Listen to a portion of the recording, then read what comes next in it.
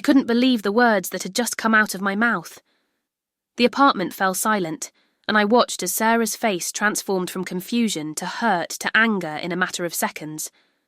We had been planning our wedding for over a year now, every detail meticulously arranged, from the venue overlooking the Boston Harbor to the exact shade of blue for the table settings. But here I was, watching the love of my life struggle to process my ultimatum. "I will cancel the wedding," I had just told her, "if you invite Melissa." Sarah's cousin, Melissa. The name alone was enough to make my stomach churn. I hadn't meant to be so blunt about it, but after what happened at Sarah's parents' anniversary party last month, I couldn't take it anymore. 6 years of subtle jabs, backhanded compliments, and outright humiliation was enough, and Sarah, my beautiful, kind-hearted Sarah, always made excuses for her. "Jason, you can't be serious." Sarah's voice was barely above a whisper.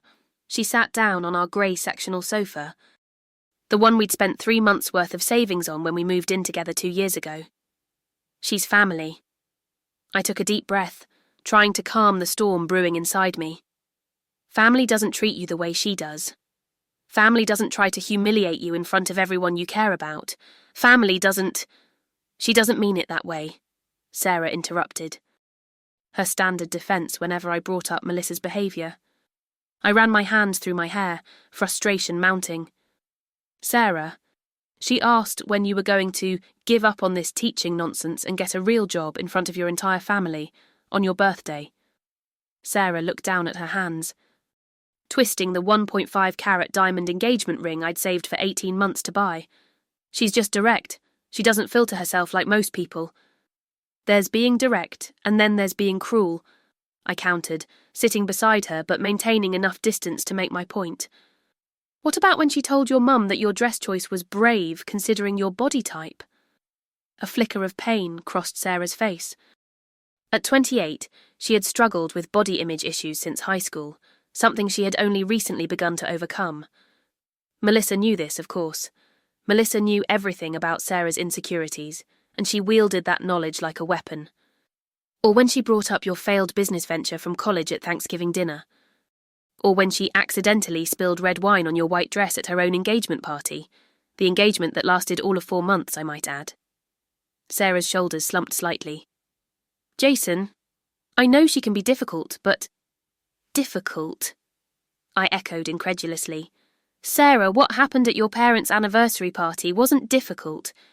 It was malicious." The memory of that night was still fresh in my mind.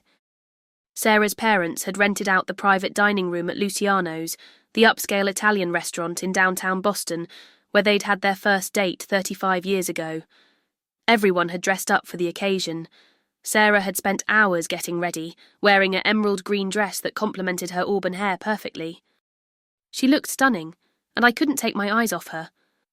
We were mingling with guests, chatting with Sarah's Uncle Robert about our upcoming honeymoon plans to the Amalfi Coast, when Melissa appeared, champagne glass in hand, her smile not quite reaching her eyes. "Sarah, that dress is amazing," she'd said, her voice carrying just enough for the surrounding guests to hear. "It really draws attention away from your arms. Smart choice." I felt Sarah stiffen beside me, her confidence visibly deflating. But Melissa wasn't done. "So, Jason?" She turned to me, her perfectly manicured nails tapping against her glass. "How's work going? Still at that startup, right? What was it again?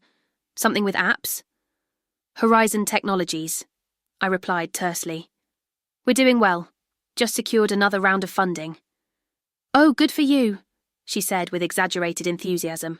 "It's so admirable how you stick with it. Most people would have moved on to something more stable by now. Especially with a wedding to pay for. But you always were the optimistic type, weren't you, Sarah?" Before either of us could respond, she continued. "Speaking of the wedding, I heard you had to downsize the venue. Such a shame. But I guess with teachers' salaries being what they are..." She trailed off, taking a sip of her champagne while maintaining eye contact with Sarah. The truth was, we had chosen a smaller, more intimate venue because that's what we wanted, not because of budget constraints. But Melissa had a way of twisting facts to fit her narrative. "Actually," I started to correct her, but Sarah squeezed my hand, a silent plea to let it go. "Oh, and I almost forgot to tell you," Melissa said, lowering her voice as if sharing a secret, though her volume ensured anyone nearby could hear. "I ran into David the other day." David. Sarah's ex-boyfriend from college, the one who had broken her heart by cheating on her with her roommate. The relationship that had left Sarah with trust issues that took years to overcome. "He asked about you," Melissa continued, watching Sarah's reaction closely. "Said he saw your engagement announcement. He seemed surprised, but happy for you, of course." The implication was clear, that David, who had treated Sarah terribly, was surprised someone wanted to marry her. It was a calculated blow, designed to plant seeds of doubt on what should have been a joyous occasion celebrating her parents' love. I had watched as Sarah excused herself to the bathroom, her eyes glistening with unshed tears. I found her there 10 minutes later. Having composed herself, reapplied her makeup, and fixed a smile on her face that didn't reach her eyes. The rest of the evening, she was quieter, less present, the joy dimmed by Melissa's carefully chosen words. Now, sitting in our apartment, I could see Sarah wrestling with her loyalty to family versus the reality of how Melissa treated her. "Jason," she finally said, her voice stronger now. "I understand why you're upset. I do, but she's my cousin. We grew up together. Our mums are sisters. If I don't invite her, it will cause a huge rift in the family. And if you do invite her, she'll find a way to ruin one of the most important days of our lives," I countered. "Is that what you want? To be looking over your shoulder all day, wondering when she's going to make her next cutting remark?" Sarah was silent for a long moment, and I could see the conflict playing out across her face. She had always been the peacekeeper in her family, the one who smoothed over conflicts and kept everyone happy. It was one of the qualities I loved most about her, but also one that sometimes came at her own expense. "What if—" she began hesitantly. "What if we talk to her? Explain how her comments make us feel. Maybe if we address it directly." I sighed, trying not to let my frustration show. "Sarah, we've tried that. Remember after your promotion party, you told her how hurtful her comments about your career choice were, and she cried and apologised and said she never meant to hurt you. And then 2 weeks later, at your cousin's baby shower, she was right back at it, asking if your biological clock was ticking since you're not getting any younger." Sarah winced at the memory. "She was having a rough time then. She had just broken up with—" "She's always having a rough time," I interrupted. "There's always some excuse. A breakup, work stress, family drama. But it doesn't give her the right to take it out on you." I reached for her hand, softening my tone. "Babe, I've watched you shrink yourself around her for 6 years. I've seen how her words affect you, how you question yourself after every interaction with her. I love you too much to stand by and watch her do that to you on our wedding day." Tears welled in Sarah's eyes. "So what are you saying? That I have to choose between my family and our wedding?" "No," I said firmly. "I'm saying that our wedding day should be filled with people who genuinely love and support us, people who want us to be happy. Melissa has shown time and again that she's not one of those people." Sarah was quiet for a long time, her eyes fixed on our engagement photos displayed on the bookshelf across the room. Finally, she spoke. "Let me think about it, okay? This isn't a simple decision for me." I nodded, knowing I had already pushed as far as I could for one night. "I understand. Take all the time you need." As I watched her retreat to our bedroom, gently closing the door behind her, I wondered if I had just made a terrible mistake. Was I being unreasonable? Was I putting Sarah in an impossible position? The last thing I wanted was to add more stress to the wedding planning process. But then I remembered the look on Sarah's face at her parents' anniversary party, the way Melissa's words had extinguished the light in her eyes, and I knew I couldn't back down. Some boundaries needed to be drawn, even if drawing them was painful. I just hoped our relationship was strong enough to weather this storm. The next morning, the tension between us was palpable. Sarah moved around our kitchen in silence, preparing her usual breakfast of avocado toast and cold brew coffee. I sat at our small kitchen island, pretending to read emails on my phone while stealing glances at her. Her auburn hair was tied back in a messy bun, and she was already dressed for work in dark slacks and a cream-coloured blouse, the consummate professional fourth-grade teacher at Brookline Elementary. Even in the midst of our conflict, I couldn't help but admire her dedication to her students, how she spent evenings crafting lesson plans and weekends grading papers, always going the extra mile. "I have a late faculty meeting today," she said, finally breaking the silence. "Don't wait up for dinner." "Sarah," I began, setting my phone down. "We need to talk about this." She sighed, placing her coffee mug on the counter with deliberate care. "I know, but not now. I need time to think, Jason." "Okay," I conceded. "But just so you know, I'm not trying to control who you can have in your life. This isn't about me making demands. It's about setting boundaries with someone who consistently hurts you."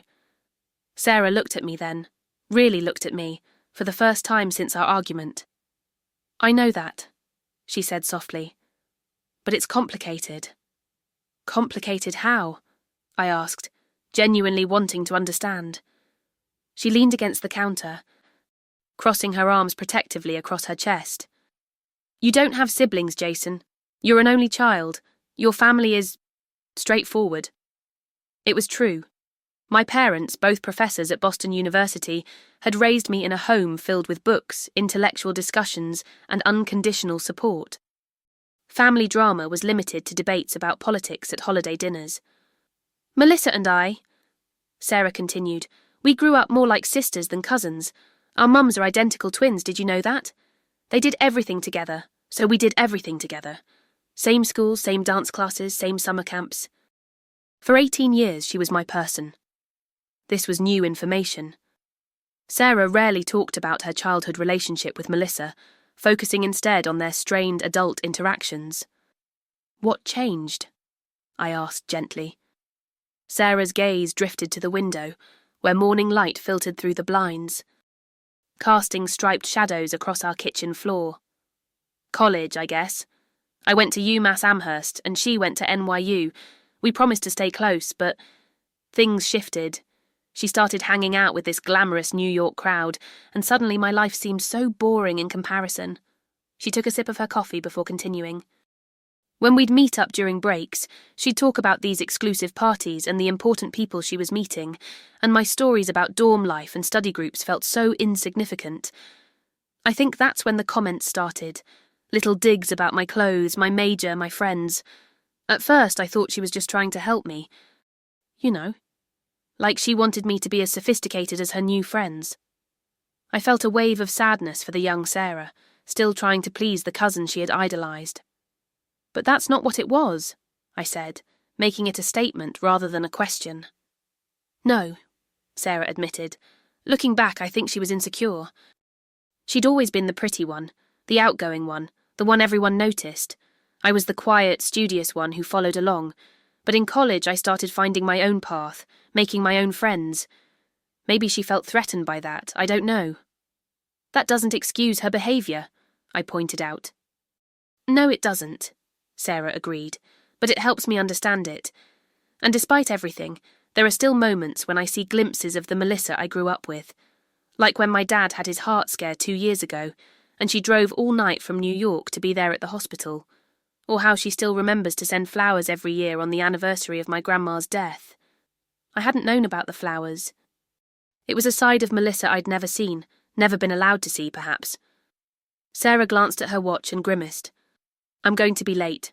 We'll talk more tonight, okay?" She gathered her things, pecked me quickly on the cheek, a hopeful sign, and headed for the door. "Sarah," I called after her. She paused, hand on the doorknob. "I love you. We'll figure this out." A small smile touched her lips. "I know. I love you too." After she left, I sat there for a long time, turning our conversation over in my mind. There were layers to Sarah and Melissa's relationship that I hadn't fully appreciated. But did that change the fundamental issue? The fact remained that Melissa consistently hurt Sarah with her words and actions, regardless of their shared history. My phone buzzed with a text from Mike, my best friend and business partner at Horizon Technologies. Conference call with investors moved to 11. "You good with the pitch deck?" I texted back a quick affirmative, grateful for the distraction of work. As I showered and dressed for the day, I tried to put the Melissa situation out of my mind. We had a major presentation today that could secure funding for our app's next development phase. I needed to focus. But as I grabbed my laptop bag and keys, my eyes fell on a framed photo on our entryway table. Sarah and me at her parents' lake house last summer, sun-kissed and laughing. The joy in her eyes was unmistakable, a stark contrast to the dimmed light I'd seen too often after Melissa's cutting remarks. That's what this is about, I reminded myself as I locked the apartment door behind me. Protecting that joy. Protecting her. With renewed conviction, I headed to work, determined to find a solution that would preserve both Sarah's family relationships and her happiness on our wedding day. The office was buzzing when I arrived. Our team of 12 was crammed into our modest space in a co-working building near South Station, everyone focused on preparing for the investor call. Mike spotted me from across the room and waved me over to his desk.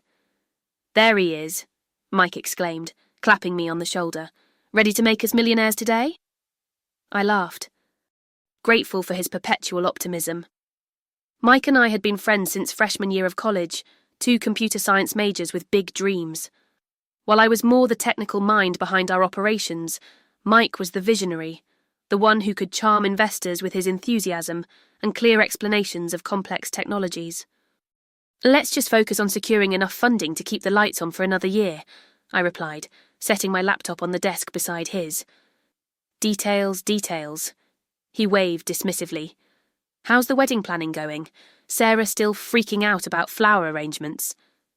The mention of the wedding brought an immediate weight to my shoulders. "Actually, we hit a bit of a snag last night." Mike raised an eyebrow. "Uh-oh, venue fall through?" "No, nothing like that. It's—" I hesitated, not sure how to explain. "It's about the guest list." "Ah," Mike nodded sagely. "Let me guess. Your mum wants to invite her entire book club, and Sarah's putting her foot down." I shook my head. "It's Sarah's cousin, Melissa. You've met her, right? At Sarah's birthday last year." Mike's expression darkened immediately. The blonde with the fake laugh who kept asking me if startups weren't just a phase for men afraid of real commitment. "That's the one. What about her?" I lowered my voice, aware of our colleagues nearby. "I told Sarah I don't want her at the wedding." Mike let out a low whistle. "Bold move, my friend. How'd she take it?" "Not great," I admitted. "She's torn. On one hand, she knows how Melissa treats her. On the other, they grew up together. Their mums are twins. It's complicated." "Family always is," Mike said, surprisingly insightful for someone whose usual depth of conversation involved debates about programming languages and the best craft IPAs. "But hey, if anyone can navigate this with grace, it's you two. You're like the poster children for healthy communication." I appreciated his vote of confidence, though I wasn't feeling particularly graceful at the moment. "I just don't want to see Sarah hurt on what should be the happiest day of our lives." "Understandable," Mike nodded. "But maybe—" He was interrupted by Priya, our UX designer, calling across the office. T-minus 15 minutes to the call.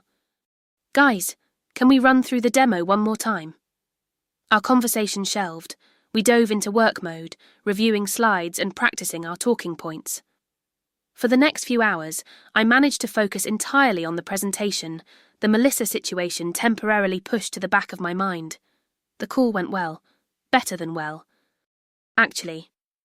The investors were impressed with our progress and the early user feedback on our beta version. By the time we wrapped up, we had verbal commitments for the full funding amount we'd requested. The office erupted in cheers as Mike ended the call, and someone popped open a bottle of champagne kept in the refrigerator for just such occasions. As plastic cups were passed around, I felt my phone vibrate in my pocket. A text from Sarah. "Can we meet for dinner? The Italian place near the public garden at 7. My heart skipped a beat. The fact that she wanted to meet at a restaurant rather than at home suggested she wanted neutral territory for our discussion. I quickly texted back, "I'll be there." Mike noticed my expression. "Sarah?" I nodded. We're meeting for dinner to talk things through. Good luck, man, he said, raising his champagne cup in a small toast. Whatever happens, I've got your back, and a couch to crash on if needed, he added with a wink. I rolled my eyes. It's not that kind of problem, Mike. I know, he laughed. You two are disgustingly solid, but the offer stands. The rest of the afternoon dragged by, my mind repeatedly drifting to what Sarah might say at dinner. Had she decided to stand up to Melissa? Or would she ask me to back down for the sake of family harmony? By the time 6:30 rolled around, I was a bundle of nerves, barely able to focus on the code I was supposed to be reviewing. Go, Mike said, noticing my distraction. We've got this covered. Go talk to your fiancé. Grateful, I packed up my things and headed out into the crisp October evening. The walk from our office to the restaurant would take about 20 minutes.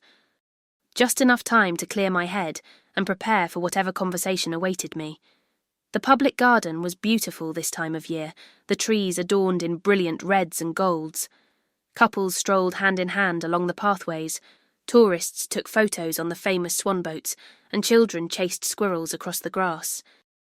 It was the kind of scene that normally would have filled me with contentment, but tonight my mind was too preoccupied to fully appreciate it. I arrived at Bella Notte a few minutes early and was shown to a small table near the window. I ordered a glass of the Chianti Sara liked and waited, watching the door with growing anticipation.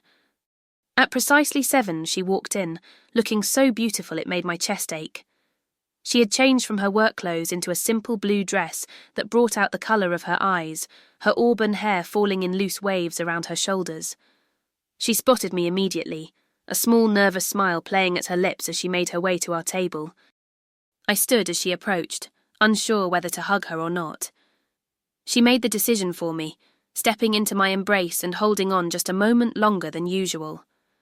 "Hi," she said softly as we both sat down.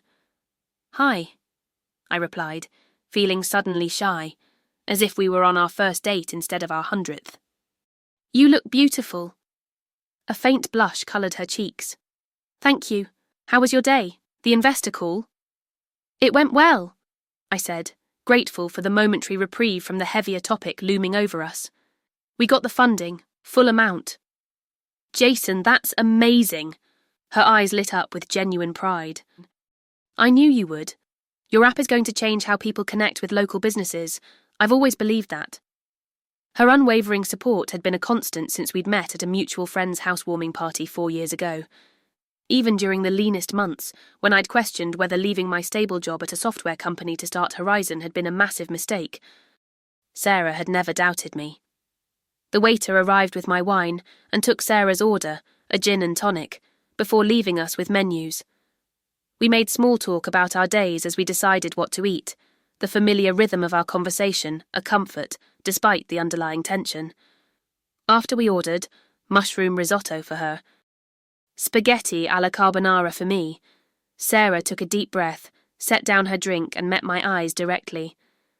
"I've been thinking about what you said, about Melissa." I nodded, waiting for her to continue. "You're right," she said simply.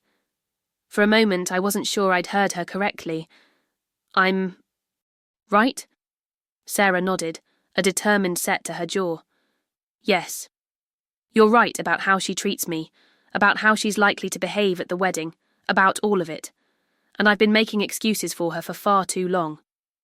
Relief flooded through me, followed quickly by concern for how difficult this admission must be for her. "What changed your mind?" She took a sip of her drink, gathering her thoughts. "I called my mum today during my lunch break. I told her about our conversation, about your concerns." My heart sank. I could only imagine how her mother had reacted. Elizabeth Chapman adored her niece, seeming blind to Melissa's cruel streak. And she surprised me," Sarah said with a small, incredulous laugh. "She agreed with you." Now I was truly shocked. "She did?" Sarah nodded. "She said she's been worried about my relationship with Melissa for years, but didn't know how to bring it up. Apparently she and Aunt Claire have had several conversations about Melissa's behaviour toward me." "I had no idea," I admitted. "Neither did I," Sarah said. Mum said that Aunt Claire has tried to talk to Melissa about it multiple times, but she always gets defensive or plays the victim. And then Mum said something that really hit me. She said, "Sweetheart, just because someone is family doesn't mean they get unlimited chances to hurt you." I reached across the table to take her hand. "Your mum is a wise woman." "She is," Sarah agreed, her eyes shining with unshed tears. "And then she told me something I never knew. Apparently she and Aunt Claire went through something similar when they were younger. There was a third sister, did you know that?" I shook my head. Sarah had only ever mentioned her mother and aunt. "Aunt Rebecca, she was the oldest. Mum said they haven't spoken in over 30 years because Rebecca was, well, a lot like Melissa, constantly putting them down, creating drama, making everything about her. Mum said watching my interactions with Melissa has been like watching history repeat itself. And it breaks her heart." "Sarah, I'm so sorry," I said, squeezing her hand. "I had no idea your family had that kind of history."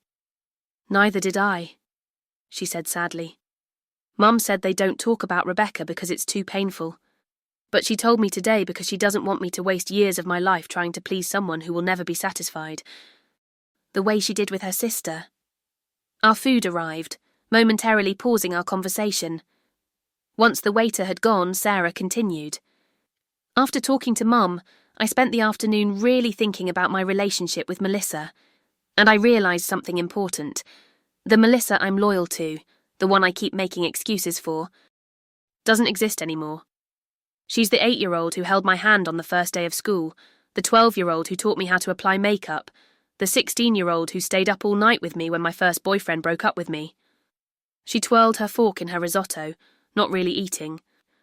"Adult Melissa is someone different, someone who builds herself up by tearing others down. And I've been so busy trying to preserve a relationship with the girl she used to be that I've been blind to who she is now." I felt a profound sense of admiration for Sarah in that moment, for her self-awareness and courage. "So, what does this mean for the wedding?" Sarah straightened her shoulders, a new resolve in her expression. "It means Melissa won't be there." "Are you sure?" I asked, wanting to be certain she wouldn't regret this decision. "I don't want to come between you and your family." "You're not," she assured me. "You're helping me establish healthy boundaries with someone who has consistently disrespected me. And our wedding day should be filled with people who genuinely love and support us, just like you said." I felt a weight lift from my shoulders. "Have you thought about how you'll tell her?" Sarah nodded, taking a bite of her risotto before answering. "I'm going to call her tomorrow, direct and honest but kind. I won't go into all the specific incidents. That would just turn into a debate about her intentions versus my perceptions. Instead, I'll simply say that we've decided to have a smaller wedding than originally planned. And we're limiting the guest list to immediate family and very close friends." "And when she points out that she's immediate family?" I asked, knowing Melissa wouldn't accept the exclusion without a fight. "I'll be firm," Sarah said, a new confidence in her voice. "I'll say our decision is final. And while we value our relationship with her, this is what feels right for our day." I was impressed with her approach, direct but not confrontational, leaving little room for argument without explicitly calling out Melissa's behaviour. "There will be fallout," Sarah acknowledged, her expression sobering. "Aunt Claire will be hurt. Some family members will take sides. Holiday gatherings might be awkward for a while. But you know what? That's okay. Our marriage, our mental health, and our wedding day are worth it." "I'm proud of you," I told her, meaning it with every fibre of my being. I know this wasn't an easy decision. "Actually," she said, surprising me with a genuine smile. "Once I really thought about it, it was easier than I expected. It feels like freedom. Like I've been carrying this weight for years, trying to manage Melissa's behaviour, anticipating her next cutting remark, making excuses for her, and now I'm just putting it down." We finished our dinner, the conversation shifting to lighter topics, final wedding details, honeymoon plans, the upcoming holiday season. By the time we left the restaurant hand in hand, the tension that had been between us was gone, replaced by a renewed sense of partnership. As we walked through the public garden on our way home, leaves crunching beneath our feet, Sarah stopped suddenly, turning to face me. "Thank you," she said earnestly. "For what?" "For loving me enough to say the hard thing. For seeing what I couldn't or wouldn't see. For not being willing to stand by and watch me be hurt, even when it would have been easier to just go along with what I wanted." I brushed a strand of hair from her face, my heart full. "That's what partners do. We look out for each other even when it's difficult, especially when it's difficult." She rose on her tiptoes to kiss me, her lips soft against mine. "We're going to have the most beautiful wedding," she whispered against my mouth, "and not because of the venue or the flowers or the cake, but because it will be filled with nothing but love. Real love." In that moment, under the canopy of autumn leaves with the woman I adored in my arms, I knew with absolute certainty that we would be okay. Better than okay. We had faced our first major conflict as an engaged couple and emerged stronger, more united. And if we could navigate this challenge with honesty and respect, we could handle whatever else life threw our way.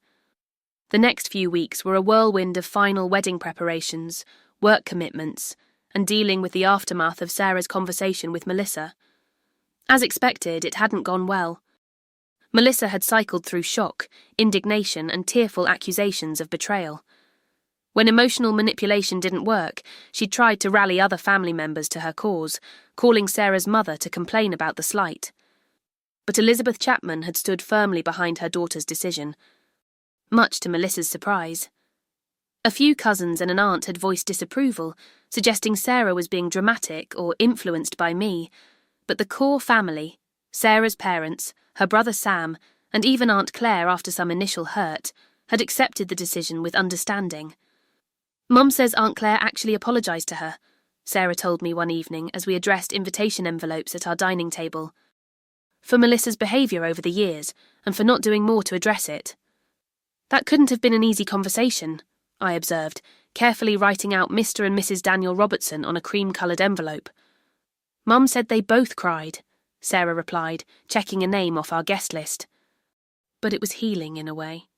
They hadn't really talked about the Rebecca situation in decades, and Mum thinks that's part of why they've both been so reluctant to confront Melissa's behaviour. They didn't want to risk another family rift. "Sometimes confronting an issue head-on is the only way to prevent a larger problem down the road," I said, thinking about how close we'd come to allowing Melissa's presence to cast a shadow over our wedding day. Sarah nodded, a thoughtful expression on her face. "I've been thinking about that a lot lately.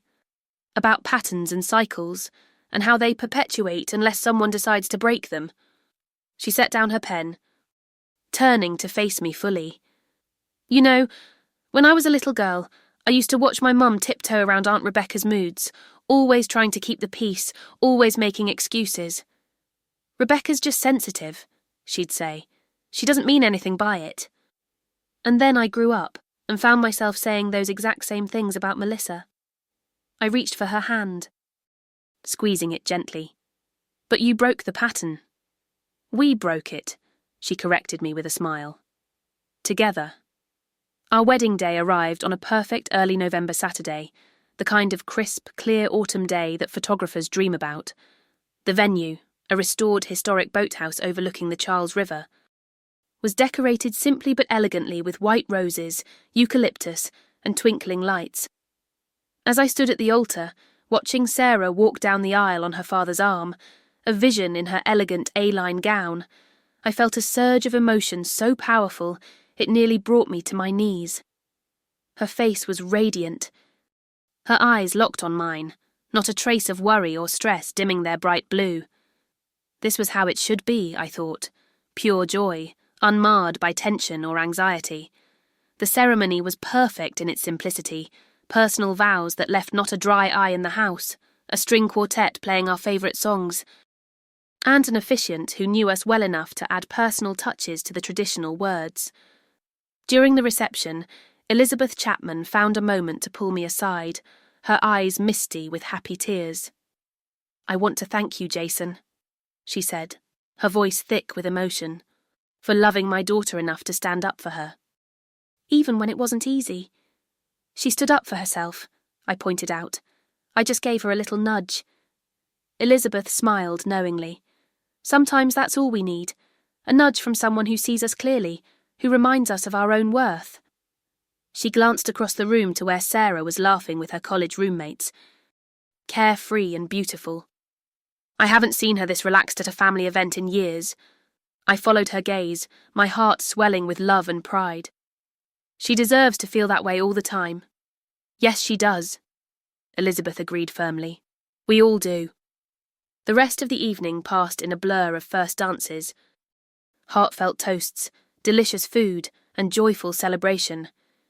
Not once did Sarah glance anxiously around the room, bracing for the next critical comment or backhanded compliment.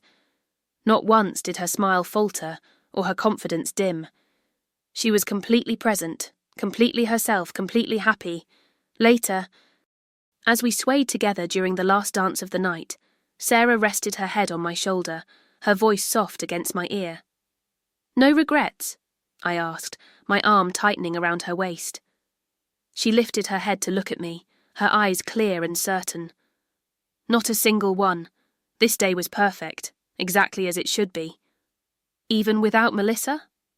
I couldn't help asking, wanting to be absolutely sure. Especially without Melissa, she confirmed. I realise now that what I've been calling family loyalty was really just fear. Fear of conflict, fear of disapproval, fear of change. But there's a difference between loyalty and subjugation. True loyalty doesn't require you to accept mistreatment. I pressed a kiss to her forehead. When did you get so wise, Mrs. Bennet? She smiled at the sound of her new name. I've always been wise. I married you, didn't I? As the music faded and our guests prepared for our sparkler send-off, I took one last look around the room, at the faces of those who truly loved us, who had supported our relationship from the beginning, who wanted nothing but our happiness. This, I thought, is what family should be, not defined merely by blood or obligation, but by love, respect, and genuine care for one another's well-being. Outside, under a canopy of stars and the golden glow of sparklers, Sarah and I ran hand in hand toward our future. Leaving behind old patterns and harmful dynamics, stepping confidently into a new chapter where we defined family on our own terms. 6 months later, as we celebrated our first anniversary with a quiet dinner at Bella Notte, Sarah shared some news that put our decision about Melissa into even sharper perspective. I ran into my cousin Ryan last week, she said, twirling pasta around her fork. You remember him? Aunt Claire's son? Melissa's younger brother? I nodded, recalling the quiet, thoughtful man who had attended our wedding with his wife and young daughter. He told me that after our wedding, several other family members started establishing boundaries with Melissa too. Apparently, seeing me take a stand gave them the courage to do the same. Sarah's eyes were bright with emotion. He said his relationship with his sister has actually improved since he stopped tolerating her behaviour. They're having real conversations now, not just surface interactions punctuated by her barbs. That's amazing, I said, genuinely surprised and pleased. So the wedding drama ended up having a positive ripple effect. It seems that way, Sarah confirmed. Ryan said Melissa's even seeing a therapist now. Claire insisted on it as a condition for continuing to help her financially. She shook her head in wonder. Who would have thought that saying no could be the most loving thing to do in some situations? Sometimes the hardest choices lead to the most growth, I observed, thinking about how far we'd come since that tense conversation in our apartment a year ago. Sarah reached across the table to take my hand, her wedding ring catching the candlelight. You know what the best part is? I'm not angry at Melissa anymore. I wish her well, genuinely. I hope she finds whatever it is that will fill that emptiness inside her that makes her want to tear others down. But I no longer feel responsible for her happiness, and I no longer believe I have to accept her cruelty as the price of keeping family peace. I lifted her hand to my lips, kissing her knuckles gently. I'm proud of you. Of us. We set a precedent for our marriage right from the start, that we would always protect each other, always stand up for what's right, even when it's difficult. Especially when it's difficult, Sarah echoed with a smile, raising her wineglass in a toast. To boundaries, to courage, and to true family, the kind that lifts you up instead of tearing you down. As we clinked glasses, I felt a profound sense of gratitude for the woman sitting across from me, for her strength, her growth, and her unwavering commitment to our partnership.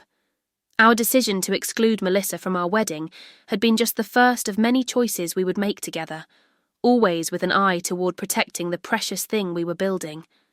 A family founded on mutual respect, genuine support, and unconditional love. In the end, that was what mattered most. Not the external expectations or obligations, but the sacred space we created between us, a space where each of us could be fully ourselves, fully accepted and fully loved. If you like this story, please like this video, subscribe to the channel, and share your impressions of this story in the comments. To listen to the next story, click on the box on the left